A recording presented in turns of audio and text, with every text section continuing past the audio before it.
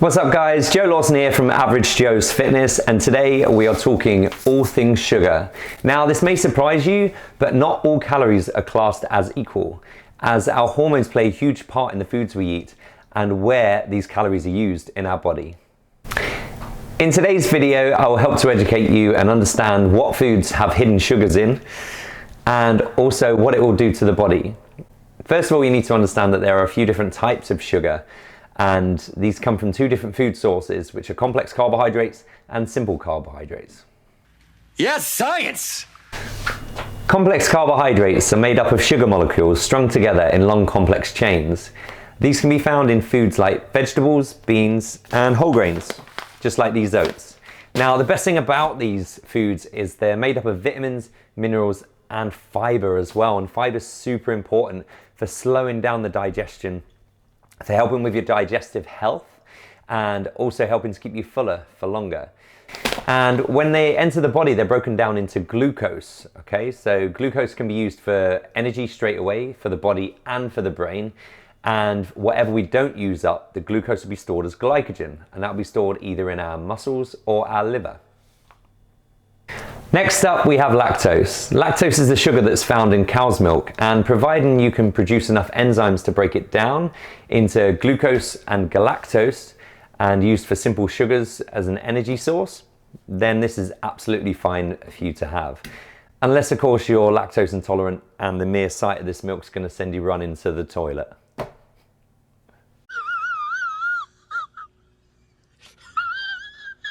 Next up, fructose.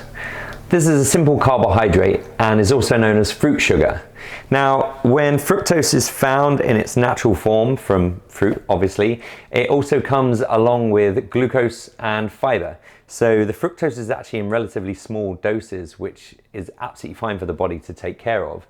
Now, unlike glucose, which can be absorbed by any cell in the body, the only organ that can metabolize fructose is the liver.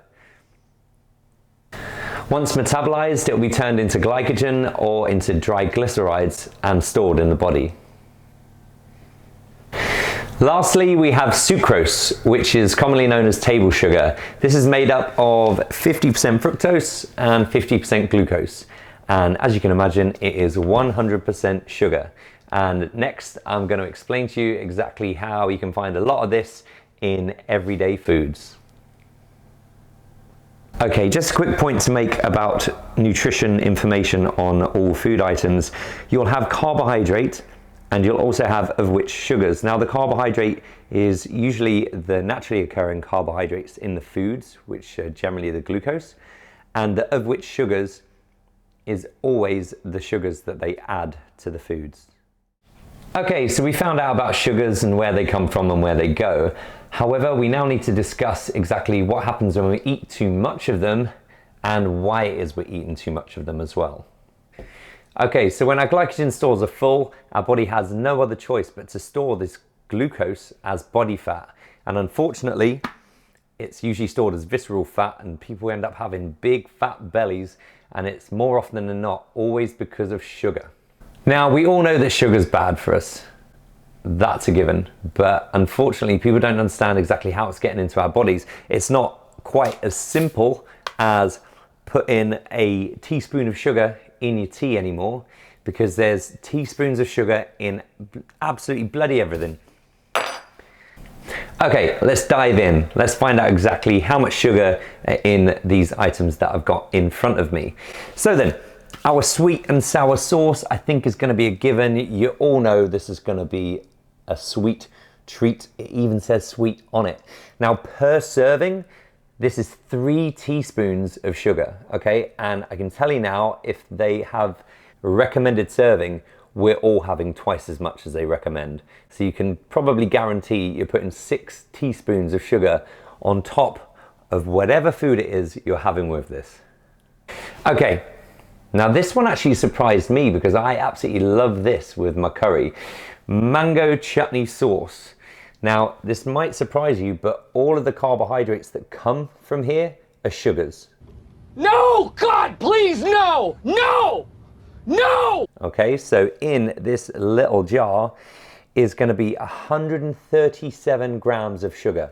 in this tiny jar, 137 grams, and that equates to 35 teaspoons of sugar.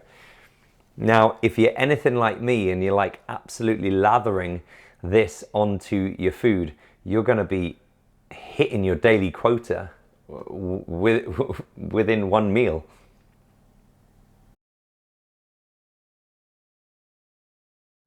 Okay, let's have a look at this Dolmio sauce. I'm sure you've all tried this one or tried one similar. I've got the Dolmio original bolognese sauce here. Now in this jar is 40 grams of carbohydrates, but obviously because there's vegetables in there, some of them are going to be naturally occurring carbohydrates.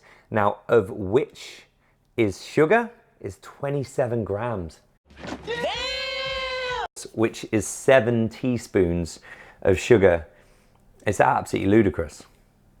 Okay, so I got both of these for a reason, because if you're lazy and you don't make your own curry sauce and you pick up one of these off the shelf, then it might be worth having a look at the label, because the reason I picked these two is because one is a lot higher in sugar than another, which you can probably guess it. The Korma comes in at 7.5 teaspoons of sugar per jar, which is massive. And then if you check the ingredients on this one only actually has 3 teaspoons of sugar in it. So sometimes it's worth actually checking labels, even if you are using processed foods.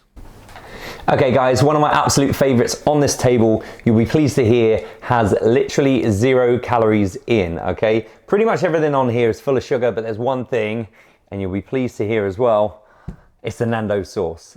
In this entire jar, there is literally like 100 calories and pretty much 0 sugar.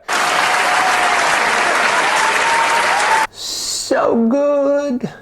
So even if you had 10 servings out of this, it's like 10 calories a pop. Absolutely brilliant. Get yourself some Nando's sauce, guys. Unfortunately, I'm not sponsored by Nando's, so what I'm telling you is the truth.